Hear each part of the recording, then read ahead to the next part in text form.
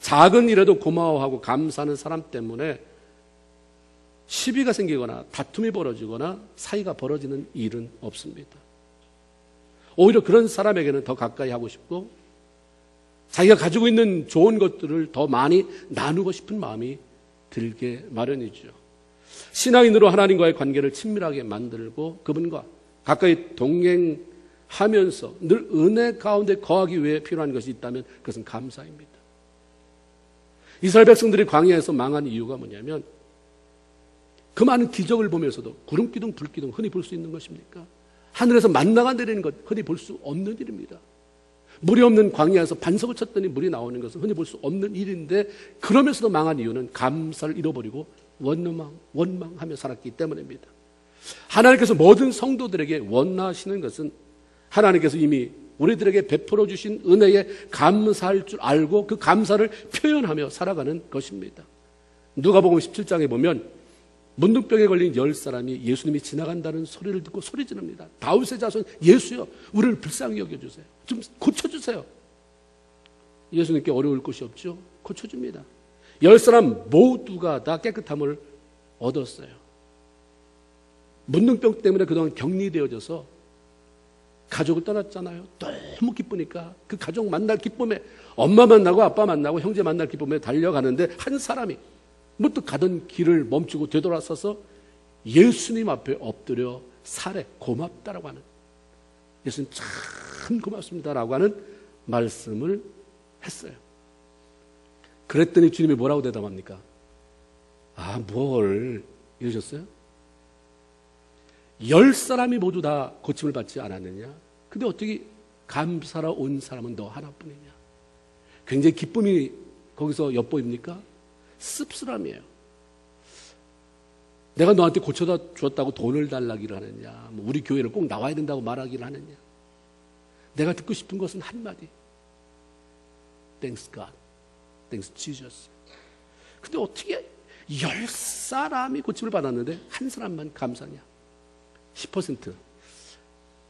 이렇게 꼭 우리가 따질 수는 없지만 교회 안에도 혹시 그 많은 은혜를 받고 살면서도 감사하는 사람은 10%에 지나지 않는 것일까? 그 10%에 내가 여러분이 끼고 있는가? 우리가 이런 예수님의 모습을 보면서 아, 하나님이 원하는 것이 바로 이런 거구나. 뭐 대단한 걸 하라는 게 아니라 감사를 표현하면서 사는 것이구나. 너무 기본적인 것을 잃어버리기 때문에 우리는 뭔가 딴 거를 열심히 해서 하나님 앞에 뭘 보여주려고 하는데 사실 보면 그게 자랑하고 싶은 거예요. 딴 사람한테 내가 봐라 이만큼 헌금한다, 이만큼 봉사한다, 이만큼. 하나님은 그거 말고 내가 정말 원하는 것은 감사다. 그래서 네가 나한테 헌금 그렇게 많이 했다고? 고맙다. 근데 감사했냐 그 안에? 네가 봉사 그렇게 많이 한다고? 그래 참 고맙다. 요즘 교회 봉사하는 사람 없는데 네가 그렇게 애써주니 고마운데 그 안에 감사 얼마큼 들었냐? 감사의 표현을 하나님이 그렇게 원하는 거예요. 그러니까 하나님은 시편 50편 23절에서도 감사로 제사를 드리는 자가 교회만 왔다 갔다 하는 자가 아니라 감사를 가지고 와서 나한테 예배하는 자가 나를 영화롭게 한다라고 말씀하고 있는 거죠. 매일매일의 삶을 하나님께 대한 감사로 채우면서 살아가는 것이고 매일매일 하나님 앞에 감사를 고백하면서 사는 것, 이것이 하나님을 영화롭게 하는 것이고 그렇게 하면 천국 가는 구원 이미 받은 거니까 그거 말고 매일매일 삶 속에서 당하는 위기 속에서 내가 너를 건져준다, 구원한다라고 하나님의 놀라운 약속을 우리에게 들려주십니다. 이런 것들을 다 구약을 통해서 알았잖아요, 사도 바울이. 그러니까 골로새서 3장 15절에 보면 다른 말 할 것 없다. 다 따라하세요. 너희는 감사하는 자가 되라. Say 아멘. 아멘에 사도 바울이 시편 읽고 다 읽어보니까 아, 우리가 할 일은 감사. 딱 고린도 교회를 향해서 다른 말 할 것 없다. 너희는 감사하는 자가 되라라고 말씀하는 것이고, 그렇죠? 하나님과 가까이 하려면 감사하는 성도가 하나님의 놀라운 은혜와 복을 누릴 수 있다고 하는 것을 너무나도 분명히 우리에게 전달해 줍니다. 그러니까 거기에서 멈추지 않고 더 나가서 데살로니가서 5장 18절 똑같이 사도 바울이 항상 기뻐라, 쉬지 말고 기도하라. 다음에 뭡니까? 범사에 감사해라. 범사가 뭡니까? every moment이에요. 매 순간마다 감사해라. 이게 너희를 향한 하나님의 뜻이다라고 그의 못을 박아 놓았던 것입니다. 이토록 하나님께서 자신의 백성인 성도들에게 감사의 삶을 원하시고 또 감사하는 사람들에게 주어지는 수많은 유익이 있음에도 불구하고 왜 그 교회를 오래 다녔다고 하는 사람들, 왜 그렇게 예수를 잘 믿는다고 하는 사람, 왜 기도한다고 하는 사람들 속에 감사가 이렇게 없는가? 여러분이 내 기도 못하고 산다, 성경 많이 못 읽고 산다, 이런 고민보다 더 많이 우리가 해야 되는 것 중에 하나가 왜 감사 못하고 사는가? 기도하면서 얼마든지 원망하며 살 수 있어요. 구름기둥 불기둥 기적을 따라가면서도 원망하잖아요. 그걸 보면서 원망하네. 왜 우리가 감사의 삶을 살아가지 못할까? 한마디로 말하면 그것은 우리의 감사 조건을 하나님 그분 자신이 아닌 우리가 소유하고 있는 그 소유물 속에 그 위에 두고 있기 때문입니다. 그러나 만일 우리가 아무런 조건 없는 하나님의 사랑과 은혜로 예수 믿고 구원받아 천국 백성이 되었다고 하는 그 사실 하나, 그리고 그로 인해서 이 땅에 사는 동안 전능하신 하나님을 아버지라고 부를 수 있게 되었다는 이 두 가지 변치 않는 그 놀라운 사실에만 감격할 수 있어도 우리는 어떤 조건에 상관없이 평생 감사가 메마르지 않는 삶을 살아가게 되는 것입니다.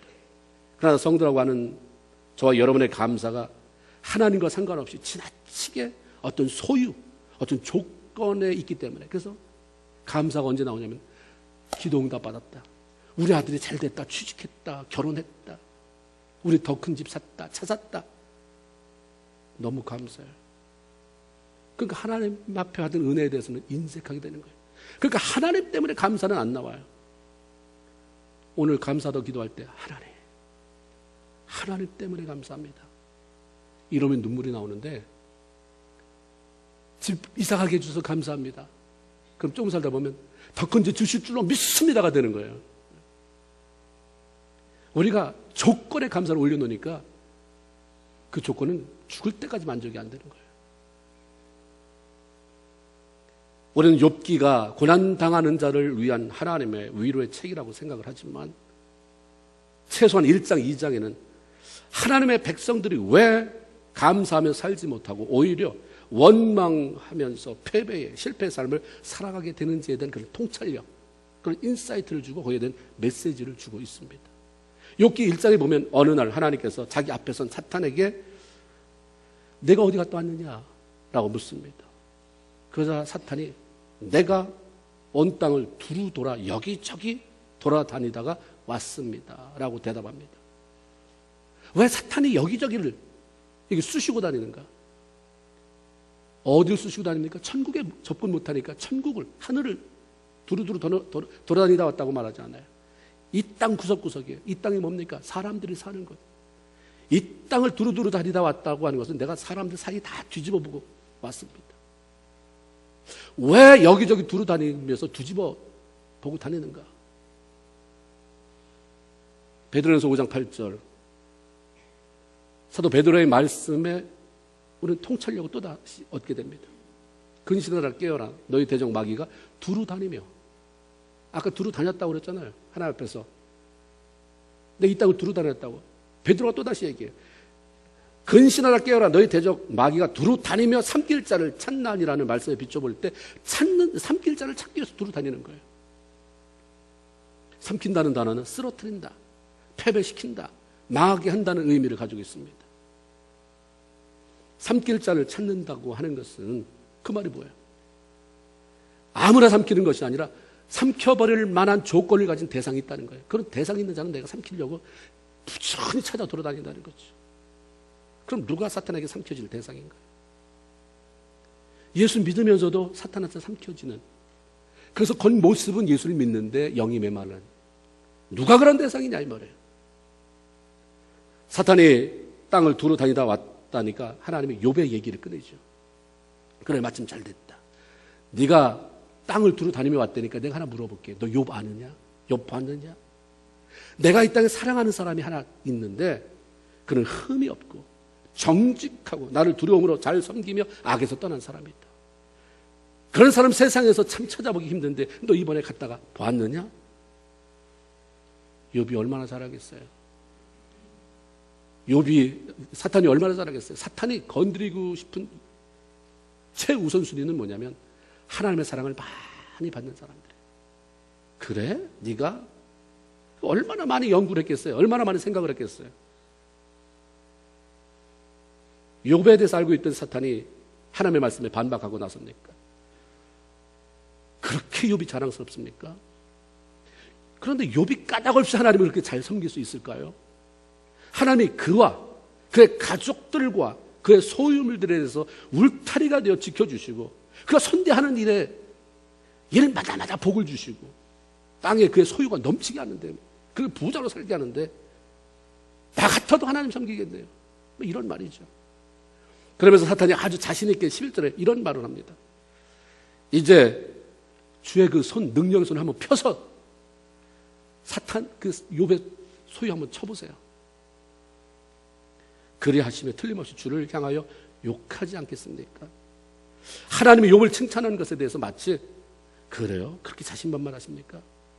욥에 대해서 그렇게 자랑스러우세요? 그가 소유한 모든 것들 한번 걷어가 보시면 그때 그가 어떤 태도를 보일지, 그때도 욥이 여전히 하나님을 사랑한다고 하나님을 경외한다고 하실지 한번 보실래요? 비웃기라도 말하듯이 이렇게 얘기를 한 거죠. 사탄이 감히 하나님 앞에서 어떻게 이런 확신을 가지고 말할 수 있었을까? 그것은 세상을 두루 돌아다니면서 본 거죠.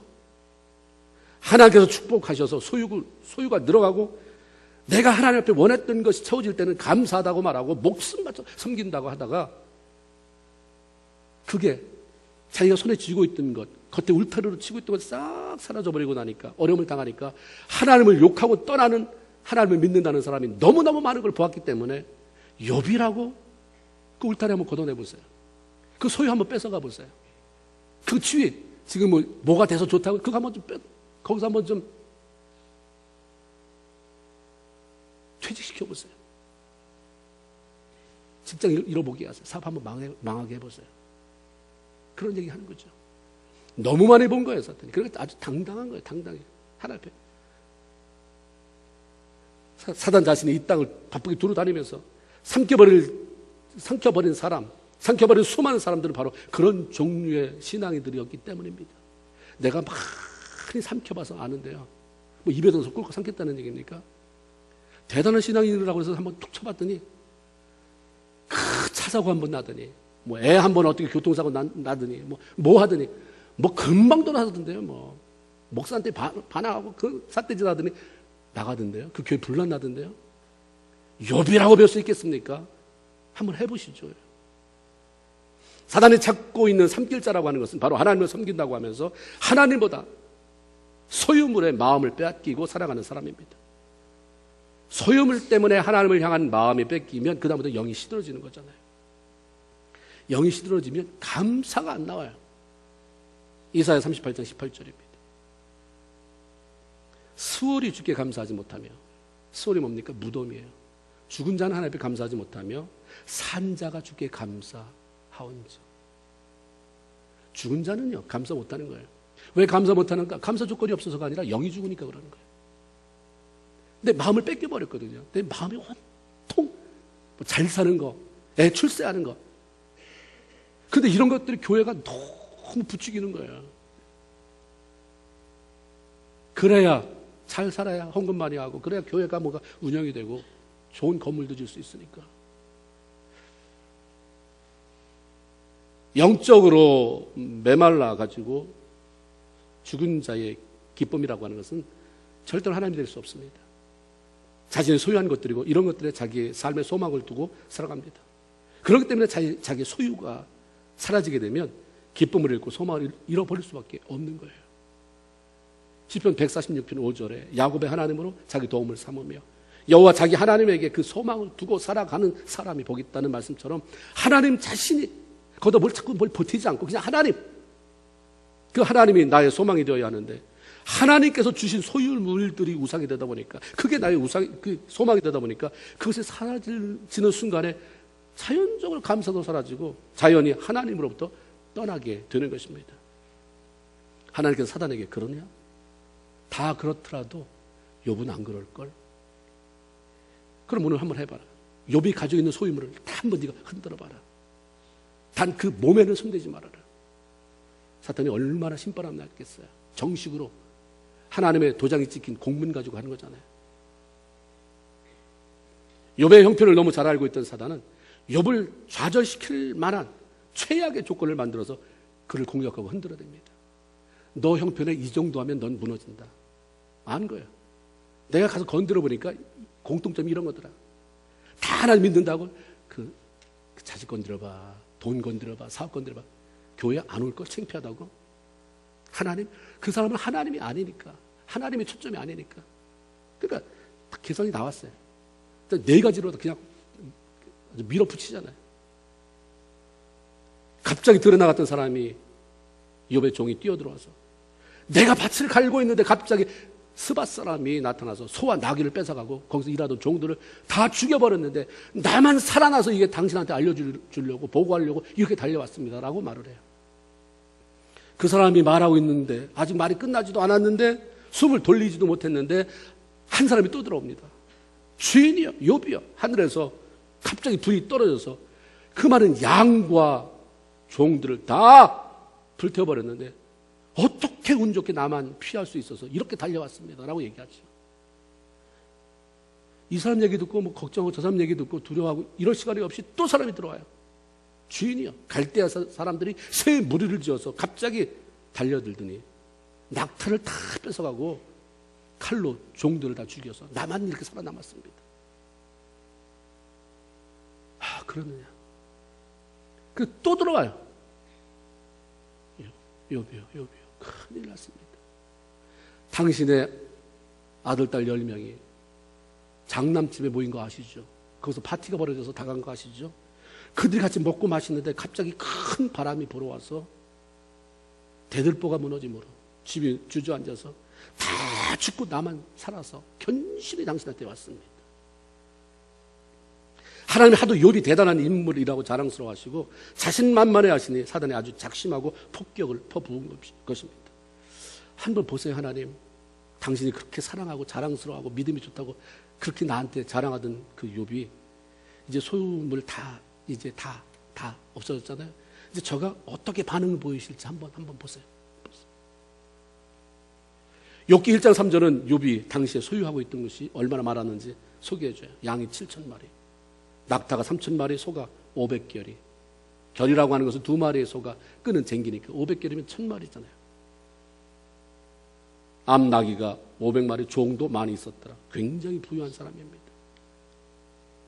그런데 사단이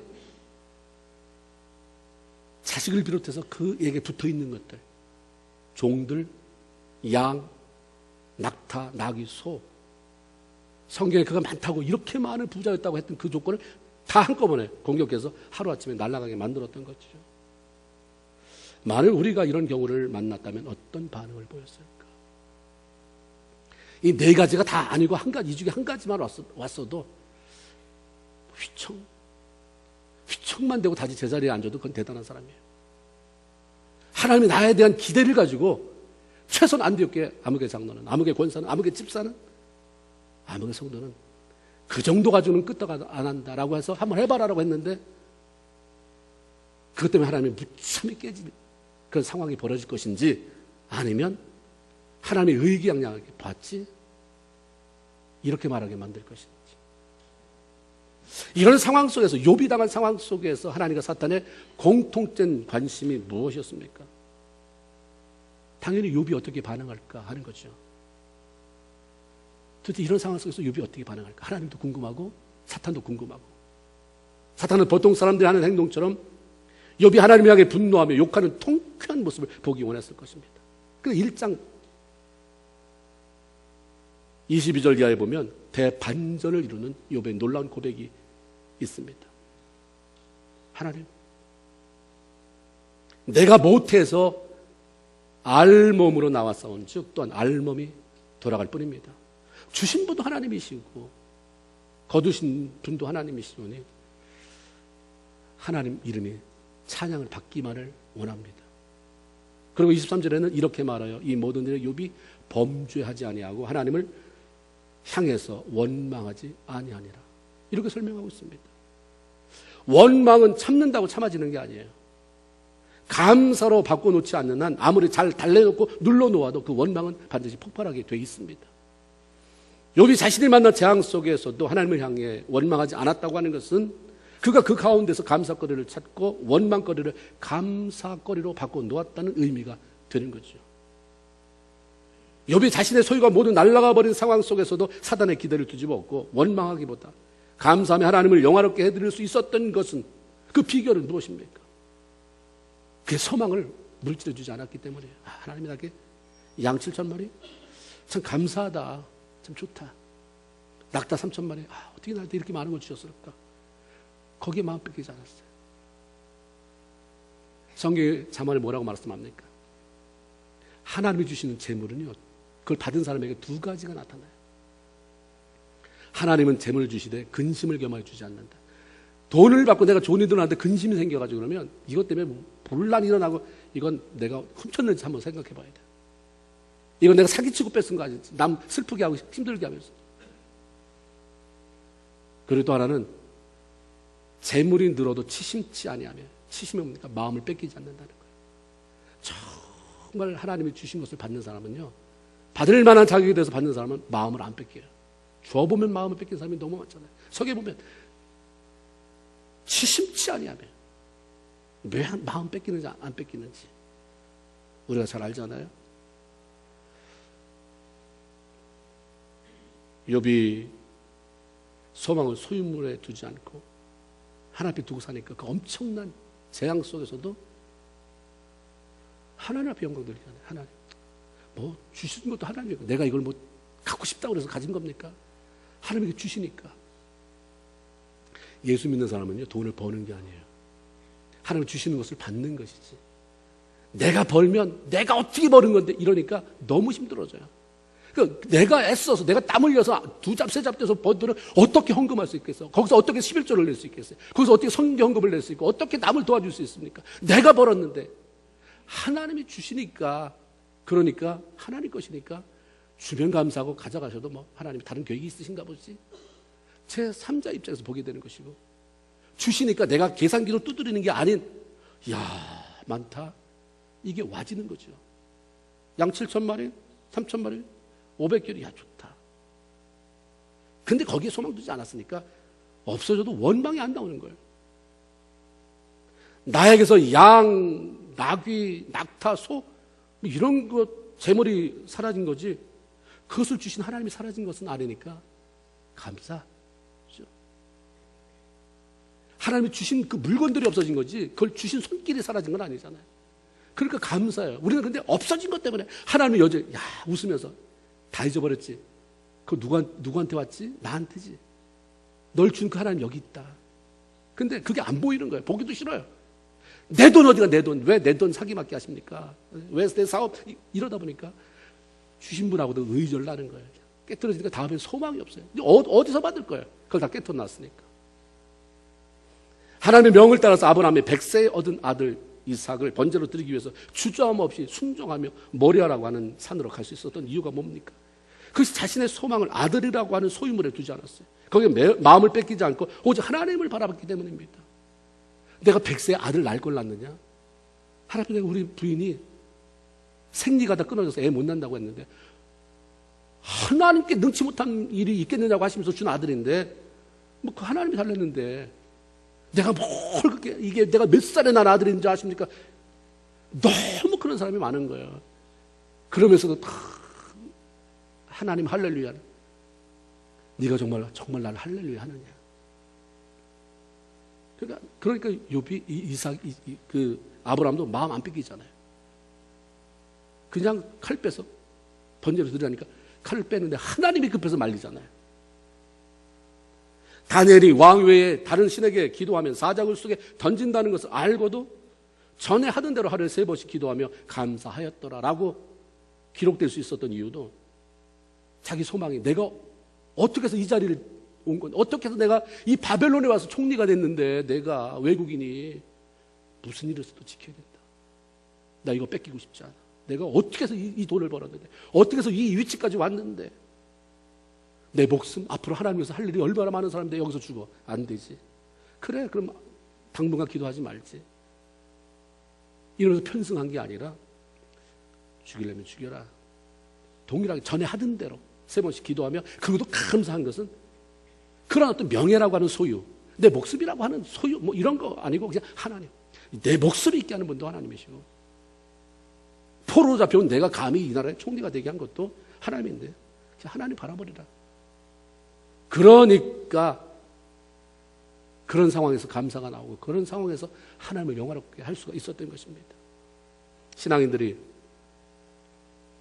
자기의 소망을 소유물들이 아니라 그것들을 허락하신 하나님께 둘 수만 있다면 그분이 주신 소유가 없어진다고 해도 얼마든지 그것들을 회복시켜 줄 수 있는 하나님 때문에 감사가 가능할 수 있는 것입니다. 그러니까 하박국 선지자가 구약 하박국 3장 17절 18절에서 뭐라고 고백합니다. 뭐라고 고백하냐면 비록 무화과 나무에 열매가 무성하지 못하며 포도나무에 열매가 없으며 감람나무 소출이 없고 밭에 먹을 것이 없으며 우리의 양이 없고 외양간에 송아지가 없을지라도 어떤 소유물이 내게는 지금 아무것도 없는 것 같아요. 그래도 여호와로 말미암아 즐거워하고 나의 구원이신 하나님으로 말미암아 내가 기뻐하리라. 아멘입니까? 이게 그냥 여기서 아멘을 끝날 게 아니라 여러분의 삶이 되면 그 다음에 하나님이 놀랍게 삶을 열어가는 것입니다. 이걸 좀 통과해야 되는 거예요. 이런 놀라운 고백을 하박국이 할 수 있었던 것도 바로 그가 자기의 소망을 소유가 아닌 그것들을 소유하게 하신 하나님께 두고 살았기 때문입니다. 그냥 이 소유 지키려고 뭘 좀 더 받으려고 그냥 전전긍긍 하듯이 이거 11조 안 하면 또 받고 하다못해 받고 빵꾸라도 날 텐데 이거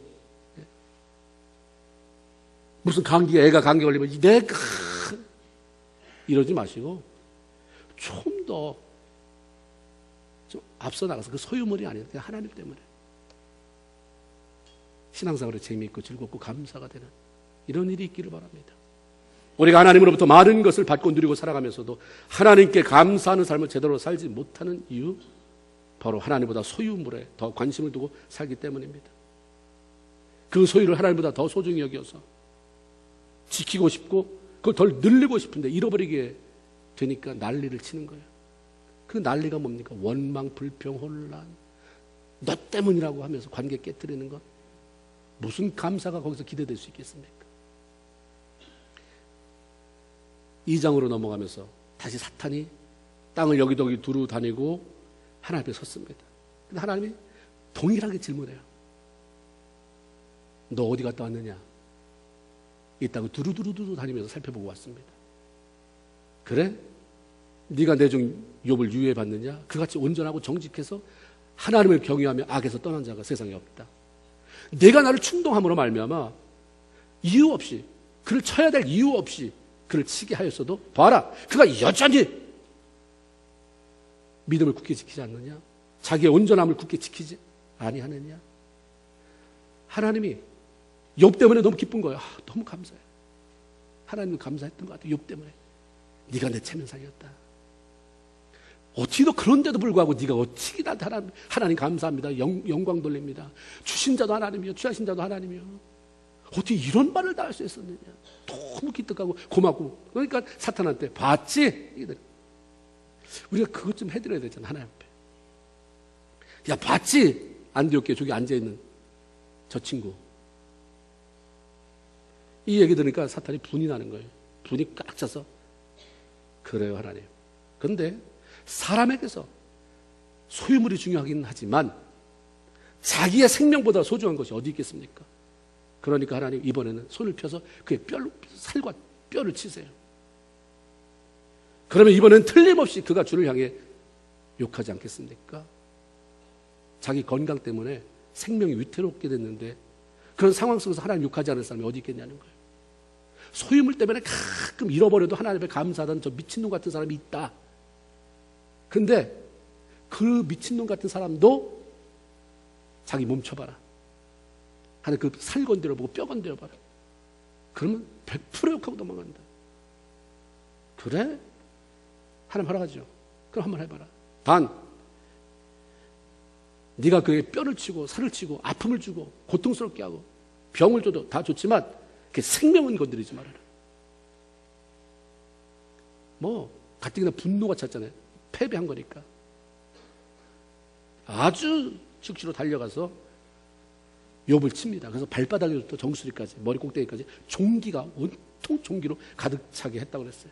얼마나 가렵고 고통스럽든지 재 가운데 앉아가지고요. 질그릇 조각으로 몸을 퍽퍽 긁어대는 거예요. 생각해 보세요. 종기가 나잖아요. 이게 뭐 이 손으로 긁어서는 뭐 성이 안 차는 거예요. 기와짝으로 벅벅 긁으니까 피 나올 것이지, 고름 나올 것이지. 야, 이거 뭐 금방금방 일어난 일이잖아요. 얼마 전까지만 해도 그렇게 부자로 살던 사람, 그렇게 존경받던 사람, 하나님한테 그렇게 사랑받는 사람, 저가 틀림없이 뭔 죄를 졌을 거예요. 착한 친구들이 찾아와서 이 얘기 저 얘기 다 해주고 얼마나 힘들어요. 그런데 10자식을 비롯해서 집안에 있던 모든 소유를 다 잃고 이제 온몸에 종기까지 얻어서 극적대고 있는 남편을 볼 때 욥의 아내의 마음에 분노가 치미는 거죠. 하나님에 대한 분노, 왜 우리 남편을 저렇게 만들까? 그리고 그 하나님에 대해서 왜 저러고 가만히 있는가? 아주 자기가 속이 뒤집어지는 거예요. 그래서 남편한테 소리 질러요. 이 양반아, 하나님이 당신을 어떻게 이렇게 취급하냐? 당신을 이렇게 만드는 게 말이 돼? 하나님 욕해. 하나님 저주하고 죽어버려요. 악담을 퍼붓습니다. 사단이 바라는 게 이런 거예요. 여러분의 삶을 왜 건드려요? 하나님의 자녀라고 하는데 왜 부부싸움을 슬슬 건드려서 왜 그렇습니까? 이런 상황이에요. 그래서 하나님과의 관계, 사랑과 사랑과의 관계를 모두 깨트려 버리려고 하는 거예요. 관계가 깨지는데 무슨 감사가 나오겠습니까? 부부싸움 하는 집에서 우리가 이제 부부싸움 1차 끝냈으니까 두 번째는 다 감사할 타임이야. 할렐루야. 여보 어디 나한테 의도 터진 데 없지? 감사해. 이런 사람이 어디 있겠어요? 그렇죠? 욥의 아내는 하나님을 모르는 사람이었을까? 오늘날로 말하면 교회 안 다니는 사람이었을까? 그렇죠? 남편은 장로고 부인은 새신자였을까? 아니면 총동원 주일날에 꼭 데리고 와야지 그 전도 대상자 속에 있던 여자였어요? 아니죠. 남편과 죽은 10 자녀들이 한결같이 하나님을 경외하던 사람이었기에 아내만 하나님을 모르는 사람이었다고 말할 수 없어요. 여러 가지 정황상. 그런데 어떻게 형편이 힘들어졌다고 남편을 향해서 하나님 저주해라. 그 너도 죽어. 그렇게 살 바에는. 이거 참 나빠요. 그 엄마들이 아버지가 애들로 죽자. 우리 다 같이 죽자. 너 죽고 나 죽자. 전화 죽지 왜 남도 죽지 그래. 하나님 욕하고 죽으라고. 왜 우리 앞에 이런 어려움을 당할까? 자기가 가서 금식하고 철회해야 되는데 왜 죽으라고 말하냐고. 저는 이걸 아주 굉장히 좋은 말로 썼다고 생각해요. 죽으라고 했을까? 죽으라고 말하는 말 대신 뭐 디귿자로 시작되는 것도 있고 막 이러더라고요. 나가! 저 이런 거 있잖아요. 네, 그런 말이 있는데 그렇게 쓰지 않았어요. 이런 상황 속에서 좋은 말이 나왔겠습니까? 왜 이렇게 말을 했을까요? 그 여자의 신앙의 기초가 하나님이 아닌 자기가 누리고 있는 소유물 때문입니다. 건드려주지 않으면 믿음이 있는 것 같아요. 그렇죠? 그냥 놔두면 다 믿으면. 그리고 간간히 그 사람 기도 안 해서 그래. 내가 그럴 줄 알았어. 요즘 성경도 안 본다면서 이런 말이나 하면서 우아하게 지내다가 그냥 안 건드려주니까 한번 건드리면. 그렇죠?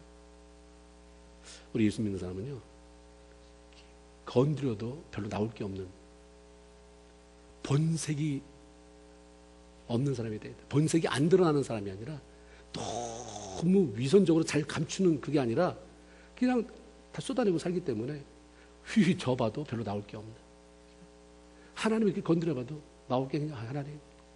힘들긴 하지만 또 하나님이 그럼 계획이 있겠죠. 내 생각은 하나님 네 생각보다 높다라고 말씀하신 하나님이 어련히 알아서 하시겠습니까? 라고 쏟아낼 수 있으면 그건 뭐 대단한 거예요. 이런 아내의 말에 대한 욥의 반응이 그대의 말이 참 한 어리석은 여자의 말 같도다. 당신한테 안 어울려 이 말이에요. 당신 내 아내 맞아? 그동안 하나님의 축복을 같이 누리고 하나님 경외하고 애들 모아놓고 가정예배 드렸던 그 여자 맞아? 지금 당신 나한테 하나님 욕하고 죽으라고 하는 말이 어떤 어리석은 당신 말고 내 부인 말고 어떤 한 여자의 말 같도다. 우리가 하나님 앞에 참 복 받았지. 너도 알지? 당신도 알지? 그러면 하나님이 우리에게 화 주시면, 어려움 주시면 그것도 받아야지. 그러면서 여전히 입술로 하나님을 범죄하지 않았다라고 말합니다. 욥기 마지막 장인 42장에 보면 하나님께서 이런 욥에게 그가 잃어버린 모든 소유물에 대해서 2배로 보상해 주시고 축복해 주셨다라고 말합니다. 그래서 그때하고 앞에 1장하고 이렇게 비교해 보면 양 7,000마리가 14,000마리 이렇게 써 있어요. 그렇죠? 다 2배로 준 것. 그 자녀는 10명 죽었는데 20명 안 줬더라고요. 10명을 그대로 주었는데 거기에 뭐라고 덧붙이냐면 그 세 딸은 그 모든 땅의 여인 중에 가장 아름답더라. 굉장히 아름다운 여인을 주었어요. 그리고 42장 마지막 절이 17절인데 17절, 16절 두 절에 뭐라고 말하냐면 그 후에 욥이 140년을 살면서 140살에 죽었다는 게 아니라 그런 고통을 치고 나서 140년을 더 살았다고 하는 거죠. 140년을 살면서 아들과 손자 4대를 본 거예요. 손자의 아들, 그 아들의 또 아들, 또 아들. 손자 4대를 보았고 욥이 늙어 나이가 차서 죽었더라 라고 기록하고 욥기를 마칩니다. 폭풍처럼 밀려온 2번의 커다란 시련 후에 사단이 그를 또다시 달아보았다거나 또다시 재앙이 몰려왔다는 기록이 없어요. 이 이후에 하나님을 2배로 축복하시고 간간히 어려움이 왔지만 그때 너무 큰 고통을 이기고 나갔기 때문에 욥이 담담히 이기고 나갔더라 이런 말이 없어요. 없었던 거예요. 그 다음에는 사단이 왜 욥에 대한 공격을 멈췄을까? 재미없어서요. 이건 굉장히 중요한 말입니다. 재미없어요. 하나님은 너무 이쁘고 재미있고 너무 신기하지만 사단은 재미없어요. 욥이 소유한 것들의 마음을 뺏기지 않고 변함없이 하나님을 섬기며 사는데 뭔 재미가 있어요? 사단이 가장 통쾌하는 것 가운데 하나는 바로 하나님의 자녀라고 하는 사람들이 소유 때문에 흔들리는, 그래서 하나님과 관계가 멀어지는 것을 보는 거예요. 왜 건드려요? 왜? 사탄이 뭐 우리한테서 돈 뺏어다가 차 뺏어다가 집 뺏었다가 지옥에다 저축합니까? 지옥에 있는 영혼들 먹여 살려야 돼요? 그가 하는 것은 그렇게 쳐서 그것 때문에 하나님의 관계가 멀어지는 걸 보는 거예요. 부부싸움하고 그 다음날 남편이든 아내든 둘 중에 하나 교회 안 나오는 거, 이거 사탄이 아주 강력하게 역사하는 걸 보여주는 거예요. 아니 왜 부부싸움하고는 지네들 사정이지 나한테 예배 안 드리냐. 이런 것들은 철저히 잘못된 거예요. 이거는 신앙 기초가 없는 거예요. 말씀을 모르는 거죠. 하나님의 마음을 알면, 하나님의 성경을 지식적으로 알면 가능한 일이지만 이게 하나님의 마음이 우리 안에 들어오면 그게 안 되는 거예요. 소유물이라고 하는 게 뭡니까? 하나님과의 관계를 멀어지게 만드는, 하나님 그분 외에 내가 지니고 있는 모든 것, 내 생명, 건강, 내 돈, 자식 다 포함되는 거예요. 내 자존심도 포함되는 거예요. 우리의 소망을 하나님 앞에 두지 못하고 어떤 때는 자존심에 두니까 그 자존심 때문에 교회 못 나오고 하나님 앞에 예배 못 나오고, 그 물질 때문에 그렇고 뭐 건강 때문에 그렇고 벌벌 떨잖아요. 사단은 하나님의 백성이라고 하는 사람들이 소유물 때문에 벌벌 떨고 하나님으로부터 멀어진 것을 즐기죠. 사단이 공격하는, 그래서 내가 어려움을 당하고 잃어버린 것에 너무 정신 차리니까, 거기에 정신을 뺏기니까 위에서 웃고 계시는, 넘어가야 되는데, 야 이거 봐라, 이거 그거하고 비교할 수 없는 그것이 내 손에 있는데 이걸 봤으면 되는데 보기로만 하는데, 사단은 봐요. 사단은. 근데 우리는 못 봐. 여기서부터 참 하나님이 안타까워하는 거죠. 자신이 소유하고 있는 것들 가운데 어떤 것을 잃어버리게 되면 아직 남아있는 것들에나 지난날 베풀어 주신 하나님의 은혜는 다 잊어버리고 감사보다 원망하며 살아가는 그 사람들 때문에 사단이 너무 통쾌한 거예요. 불안해하고 원망하고 낙심하면서 하나님으로부터 멀어지는 그 꼴을 보라고 사탄은 끊임없이 공격해 오는 거예요. 건드리기만 하면 하나님을 망신시키는데, 주여 할렐루야 하다가도 가서 건드리면 뭐 예배 드리다 말고도 가잖아요. 예배 드리러 나갔다가 뭔가 저는 따르는, 지난번에 이 회사에 1억서 냈죠. 어플리케이션 냈죠. 지금 됐는데 인터뷰 하신대. 그러면 이건 아니구나. 앉아있을 사람 어디 있어요? 하나님 예배는 다음번에 반토막 들고 갑니다. 벌떡벌떡 일어서 가잖아요. 우리가 소유에 너무 마음을 두고 예배 드릴 때도 그래요. 예배 드리는 것 자체가 그럴 때가 참 얼마나 많습니까? 하나님이 망신당하는 걸 보는 게 사단의 재미예요. 딱 건드리면 내가 안 건드리고 싶은데 건드리면 네가 보이는 반응 때문에 하나님이 그 실망하는 모습 나는 너무 재밌다. 그러나 소망이 하나님께 있기 때문에 건드려봐도 별 반응을 보이지 않고 원망 대신 감사를 쏟아내는 사람이라면 사단에게 무슨 재미가 있겠습니까? 사단이 소유는 건드릴 수 있지만 우리 내면에 하나님이 차지하고 있는 마음은 건드릴 수가 없는 거예요. 예수 믿고 우리가 하나님이 내 안에 들어오잖아요. 예수 믿고 그래서 하나님과 내가 밀착됐는데 이걸 뜯어내야 되는데 이걸 어떻게 뜯어내야 되겠습니까? 마음속에 들어서 그걸 후벼 파내겠어요? 여러분 사탄이 와서 내가 하나님을 꼭 끌어안고 있는데 이걸 막 뛴다고 하면 누가 여기서 벗어나겠습니까? 근데 뭘 치면 되냐면 겉에 있는 걸 치면 돼. 겉에 있는 거를 한번 사업 딱 건드려 보면 금방 이 손이 풀리네. 사람하고 관계 한번 부부간의 관계 한번 많은 젊은이들의 그 신앙은 남편일 때가 많아요. 아내일 때. 그 부부관계가 깨트러지면 하나님과의 관계가 깨트러져 버려요. 자연스럽게. 그러니까 하나님이 사단이 치는 거예요. 그냥 쳐. 그죠? 소유물을 건드려서 그 사람의 마음에 하나님에 대한 원망으로 가득 채워서 하나님을 끌어안던 손을 놓게 하고 하나님을 떠나게 만들려고 안간 힘을 쓰는 거죠. 소유를 건드릴 때마다 감사하지 못하고 원망한다면 사단의 도전은 계속될 수밖에 없어요. 나는 예수 믿고 하나님의 백성으로 사는데 왜 이렇게 어려움이 다양하게 찾아오고 끝이 없는가? 왜 나는 계속해서 어려움이 찾아오는가? 무슨 저주가 우리 집에 흐르나? 나는 왜 이렇게 계속해서 어려움이 계속? 가장 심플한 대답은 뭐냐면 감사하지 못하고 사는 거예요. 건드리기만 하면 감사하고 원망 나와서 그냥 하나님 실망시켜 주니까 계속 건드려요.